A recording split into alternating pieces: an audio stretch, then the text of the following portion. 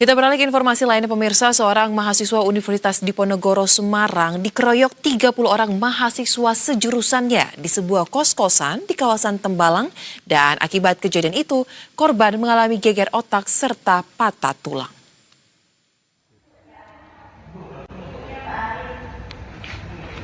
Peristiwa pengeroyokan itu terjadi pada 15 November 2025 lalu. Dan berdasarkan keterangan korban, kejadian bermula saat ia dihubungi salah satu rekannya untuk datang ke sebuah kos di kawasan Tembalang. Namun setibanya di lokasi, korban justru diinterogasi terkait dengan tuduhan pelecehan seksual terhadap salah satu mahasiswi. Kasus ini sempat viral di media sosial. Polrestabes Semarang pun meminta kepada pihak yang merasa menjadi korban dugaan pelecehan seksual untuk segera melaporkan kasus ini kepada pihak kepolisian. Menurutnya, hingga saat ini, pihak kepolisian masih menunggu laporan resmi terkait dengan dugaan tersebut. Dan kini Polrestabes Semarang telah menaikkan perkara penganiayaan tersebut ke tahap penyidikan. Sejumlah saksi dari pihak korban, keluarga, serta mahasiswa yang berada di lokasi pun telah diperiksa.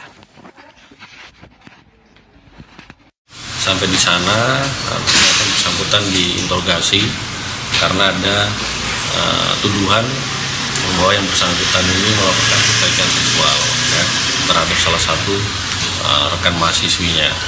Namun ini dibantah oleh korban. Nah, inilah terjadi motif atau pemicunya sehingga terjadi pengeroyokan.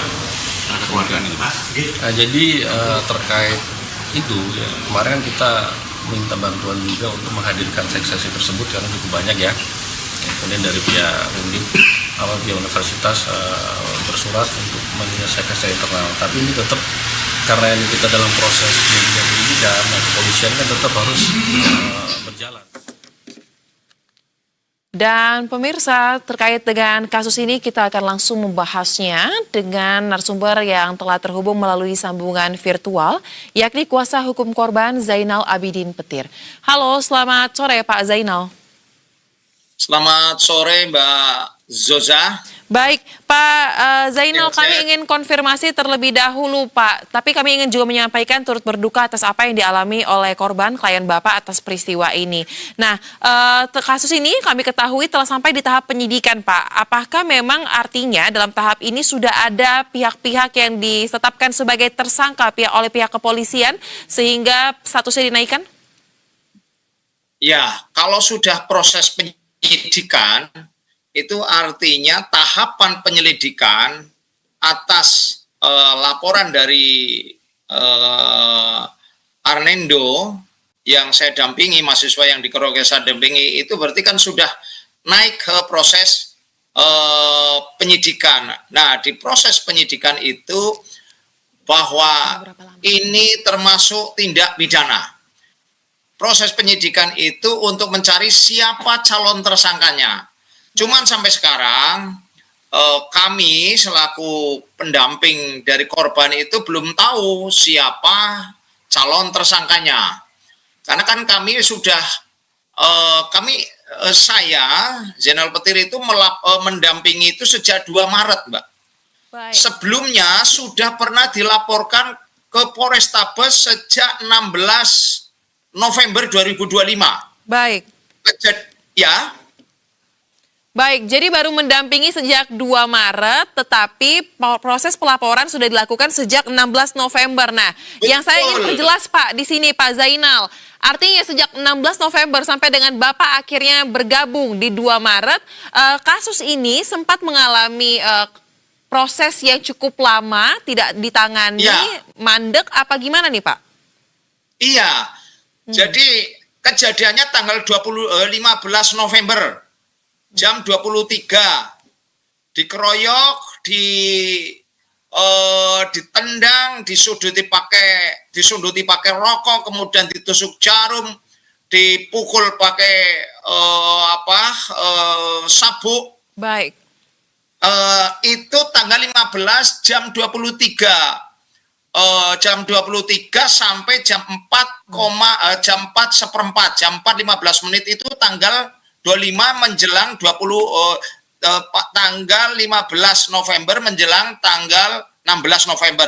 tanggal 16 Novembernya ketika opnam, orang tuanya laporan kepada Polrestabes Semarang. Baik. Kemudian sampai tanggal 1 Maret 2026, tadinya kan November 2025, sampai 1 Maret 2026 belum ada perkembangan. Maka keluarga didampingi tetangga minta bantuan saya untuk melakukan pendampingan. Kemudian tanggal 2 saya bikin kuasa, langsung saya datangi penyidik Polrestabes. Ya. Kenapa ini lamban sekali? Sampai opnam, sampai gegar otak, hidungnya tulang hidungnya patah, saraf matanya terganggu, kok tidak dilakukan pemeriksaan yang sangat optimal. Kenapa? Langsung saya laporan ke Kasat Reskrim. Kasat Reskrim langsung menelpon penyidik segera untuk ditindaklanjuti. Baik. Langsung dipanggil semua. Baru itu tindakan yang berarti bagi saya. Baik, baik. Jadi setelah ada intervensi dari kuasa hukum ya, baru kasus ini bisa berjalan sebagaimana mestinya dan tidak lagi diabaikan. Oke Pak, kita bersyukur meskipun terlambat, tapi kasus ini akhirnya sudah naik ke tahap penyidikan. Yang sekarang ingin saya pastikan adalah bagaimana kondisi korban sepanjang pengetahuan Anda, dan apakah pihak yang disebut menjadi korban pelecehan seksual dilakukan oleh klien Anda ini sudah juga digali keterangannya? Jadi saya kan menanyakan kenapa sampai dikeroyok 30 orang. Dia menceritakan bahwa waktu itu dia memegang tangan dari salah satu siswi yang juga masih satu jurusan antropologi sosial. Waktu megang itu mengajak dia untuk ke warung bersama teman. Dia juga Arnendo itu juga bersama teman. Tidak sendirian, ngajak untuk ke warung supaya bergabung ke satu tim sukses untuk pemilihan Perhimpunan Mahasiswa Antropologi. Jadi tidak sendirian. Waktu itu saya tanya, kenapa bisa terjadi seperti itu? Terus selanjutnya dia dipaksa untuk mengaku oleh sekelompok mahasiswa yang masih satu jurusan, ada kakak kelasnya juga. Tapi dia tetap tidak mengakui karena merasa tidak melakukan pelecehan. Terus kemudian dipukuli itu mulai jam 23 sampai jam 4 pagi. Baik, baik.